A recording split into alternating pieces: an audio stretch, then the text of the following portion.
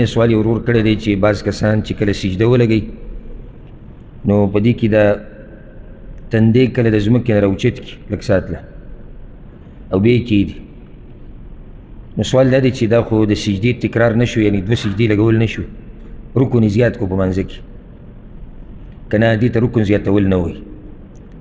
جواب د دې مسلې هغه دا دی، د دې نه مخکې چې جواب ورکړو دا خبره یاده کړئ چې دا قسمه تپوسونه هغه څوک کوي چې د چا د عبادت سره شوق وي، ځکه چې دې ته هم د سوچ کړی چې یو سړی سر راوچت کړي او بیا یې کېږدي، دا خو دویمه سجده نه شو، بله سجده نه شو. نو ځکه دې سوچ کې د کېدی شي دا رکن زیاتولي.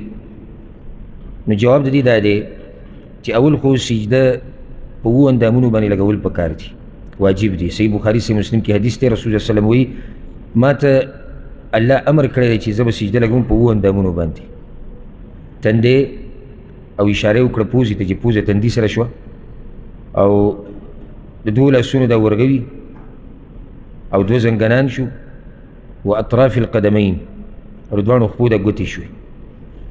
نو دا 2 اندامونه شو، په دې به سجده لګې. اوس که چېرته سجده لګوونکی په منځ کې سر راوچت کړي او بیا واپس شي دې سجدې ته، نو دې کې به څه حرج نه وي، یعنې دې سره د ده مونځ نه باطلېږي. او په دې یو دلیل شته الحمدلله، امام نسایي یو حدیث راوړی دی، هغې کې دا دی چې رسول صلی الله علیه وسلم یو پیر منزل راغی او د خپل نوسی ورسره، یا حسن یا حسین رضی الله عنهما. نو کله چې رسول صلی الله علیه وسلم سجدې له لاړ نو دا سجدې ډېره اوږده وکړه. صحابي وایي څوک چې دا حدیث را نقل کوي، فرفعت رأسي، ما سر راوچت کړو. سر یې ولې راوچت کړو؟ وخت ډېر وشو چې څه چل شوی دی، وخت ډېر وشو چې څه چل شوی دی.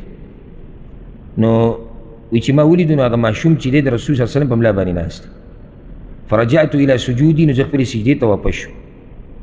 بیا چې کله رسول صلی الله علیه وسلم مونځ ختم کړو نو ملګرو ته یې دا ووایي چې ما چې دا سجده اوږده کړه نو د هغې وجه دا و چې دا ماشوم زما په ملا باندې ناست او ما نه غوښته چې دی یو څه کې خوشحاله دی او هغه پرې زر ګډوډ کړم.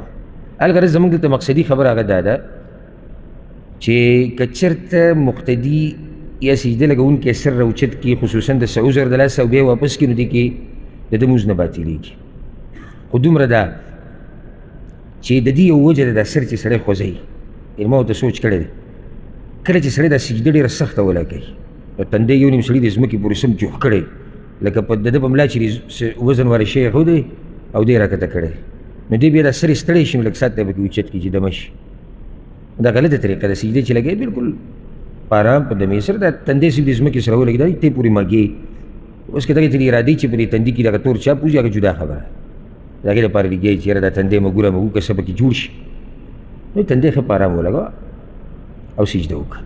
نو خلاصه د خبرې دا شوه چې پکار دا د مونځ کوونکي له چې هغه د مونځ په ارام وکړي، په سکینت سره، په وقار سره، د سر اوچتول لګول په سجده کې، دغه شان په بل یو رکن کې یا واجب کې خوځېدل را خوځېدل دا ښه طریقه نه ده.